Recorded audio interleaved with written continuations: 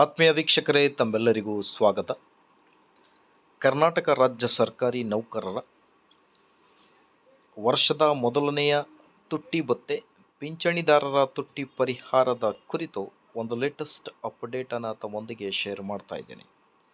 ವಿಡಿಯೋನ ಸ್ಟಾರ್ಟ್ ಮಾಡೋಣ ವೀಕ್ಷಕರೇ. ಅದಕ್ಕಿಂತ ಮುಂಚೆ ದಯವಿಟ್ಟು ವಿಡಿಯೋನ ಲೈಕ್ ಮಾಡಿ, ಅದರ ಜೊತೆಗೆ ನಮ್ಮ ಯೂಟ್ಯೂಬ್ ಚಾನಲನ್ನು ಕೂಡ ಸಬ್ಸ್ಕ್ರೈಬ್ ಮಾಡಿಕೊಳ್ಳಿ.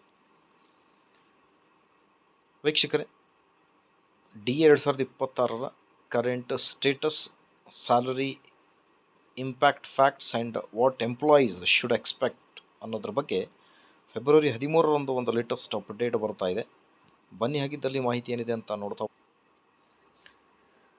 I think may be most probably ಕೇಂದ್ರ ಸರ್ಕಾರಿ ನೌಕರರಿಗೆ ವರ್ಷದ ಮೊದಲನೆಯ ತುಟ್ಟಿ ಭತ್ಯೆ ಹೋಳಿ ಹಬ್ಬದ ಸಮಯದಲ್ಲಿ ಜಾರಿಯಾಗಬಹುದು ಅನ್ನೋದ್ರ ಬಗ್ಗೆ ಅಂದಾಜಿಸಲಾಗಿದೆ. ಸೊ ಹಾಗಾಗಿ 2% DA ಏರಿಕೆ ಆಗಬಹುದು ಅನ್ನೋದ್ರ ಬಗ್ಗೆ ಚರ್ಚೆಗಳು ಜೋರಾಗಿ ನಡೀತಾ ಇವೆ. ಹಾಗಾಗಿ ಕೇಂದ್ರದ 1%ಗೆ ನಮ್ಮ ರಾಜ್ಯ ಸರ್ಕಾರಿ ನೌಕರರಿಗೆ 0.722% ಏರಿಕೆ ಆಗುತ್ತೆ. ಸೊ ಕೇಂದ್ರಕ್ಕೆ 2% ಅಂದರೆ ರಾಜ್ಯ ಸರ್ಕಾರಿ ನೌಕರರಿಗೆ 1.5% ಏರಿಕೆಯಾಗುವ ಸಾಧ್ಯತೆಗಳಿದೆ ಅನ್ನೋದ್ರ ಬಗ್ಗೆ ಭಾಳಷ್ಟು ಚರ್ಚೆಗಳು ಕೂಡ ನಡೀತಾ ಇವೆ. ಅದರ ಜೊತೆಗೆ ಹಳೆ ಪಿಂಚಣಿ ಯೋಜನೆ ಕೂಡ ಜಾರಿಯಾಗಬೇಕಿದೆ ನಮ್ಮ ರಾಜ್ಯ ಸರ್ಕಾರಿ ನೌಕರರಿಗೆ. ಆದಷ್ಟು ಬೇಗ ಜಾರಿಯಾಗಲಿ. ಮಾಹಿತಿ ಇಷ್ಟ ಆದಲ್ಲಿ ಲೈಕ್, ಶೇರ್ ಆ್ಯಂಡ್ ಸಬ್ಸ್ಕ್ರೈಬ್.